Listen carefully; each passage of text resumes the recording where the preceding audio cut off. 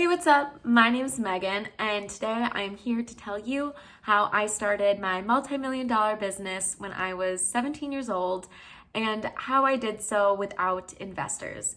To me, the significance of starting a company without investors is that you get to learn how to run a company at several different stages. You get to learn how to run a one-person company where you have to do everything yourself, from market research to legal to sales to accounting.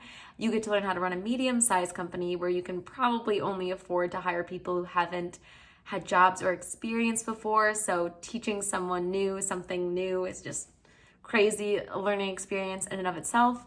And then you get to grow it to a big business where you can hire Fortune 500 executives, C-suite executives from other startups, and you get to learn every single stage really, really quickly. So I'm really thankful for all of the experience I've had, and I'm hoping that I can teach you a thing or two now that it's been 5 years. But to start, let's start with how I got started. Wow. Once upon a time, I was a junior in high school. I was in a business organization called DECA. I had recently completed a community service project that I really enjoyed doing. It was a great resume builder / college application item because it was a project I did myself start to finish. And I loved doing it so much that I wanted to do something similar, and the closest thing was a business plan. So I decided as a junior that I was going to write a business plan. Wasn't sure if it was going to be a successful business, but I was gonna do my best. And I ended up falling in love with the idea of creating an adhesive for continuous glucose monitors. And I will tell that entire story in a different video. I'll link it down below because it's pretty long and cute, but long. So I had this business idea.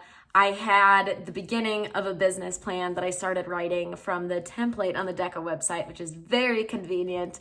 But I didn't just want to write a good business plan. I wanted to write the best business plan and get on stage at nationals or something. Every high schooler's dream. It's all about, competing and getting good grades and all of these academic things. I was very much a fan of that. And so I was looking at my peers and how they became successful really quickly.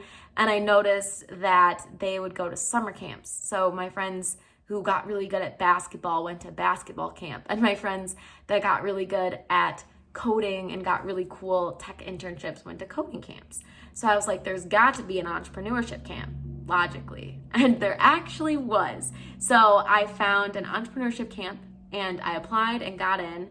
And I flew to the University of Pennsylvania for 6 weeks, where morning to night I worked on building out this business plan, building the prototype, serving my target audience, going to the Children's Hospital of Pennsylvania and talking to nurses and talking to people who use continuous glucose monitors. And I had prototypes mailed in, and I had different materials mailed in, and I just did so much in those 6 weeks, and I came out of it ready to compete in a DECA competition.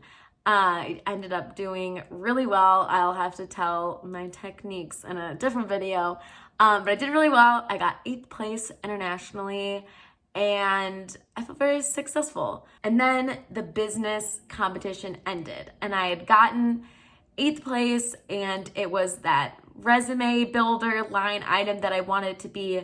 But I also had this prototype and business plan, and I had to make this product happen. So I spent the entire summer of my senior year working on the prototype and working on the business plan, and also touring colleges, and also dealing with a potential lawsuit from people from my camp who stole my slides, and that's another story for another day.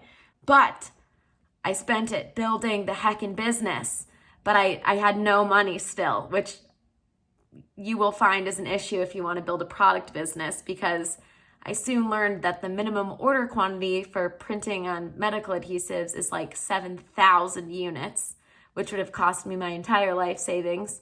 And so I had to figure out how to get money. Wasn't sure how yet, but the world kind of has a way of working out. So I went to tour colleges, and my tour guide, who's now my friend, Sarah, congratulated me on my DECA win because she knew the whole business competition scene. And she asked me if I had entered in business competitions for money. And I was like, what? I've been building this for a year and I could have been competing it for money? Tell me more. And so she told me about this business competition where you could win a couch. And she told me about this business competition where you could win $10,000. And at the time I was 18 and I only had $5,000 for college. So I was like, oh my gosh, $10,000 is like 2 times my net worth. That's insane. Yes, I will compete with this business plan that I already wrote. And I ended up winning the couch, which is literally this couch.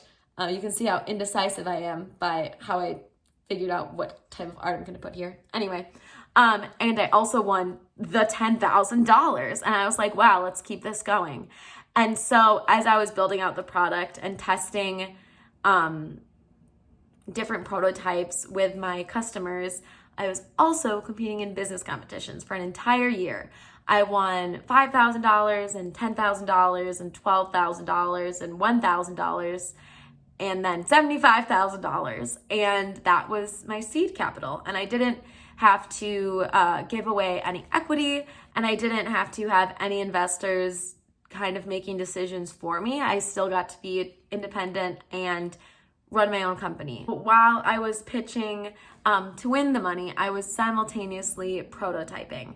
And I always recommend that you prototype first because I originally bought the minimum order quantity when I could afford it, which was 7,000 units of my first iteration of my product.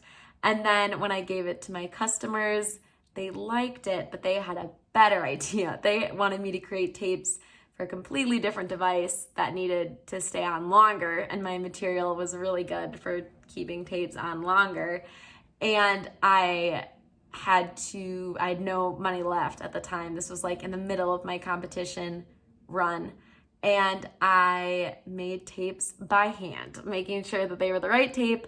I hand colored a bunch of adhesives and sent them to customers, which was a really great way to prove the market, because if people were willing to pay for a tape that I cut out by hand and drew by hand and then wear it on their body for 14 days, then I knew that they would pay for the nice manufactured version. So at that point, I had a developed business plan from business competitions and the judges' criticisms, which really helped me grow and plan.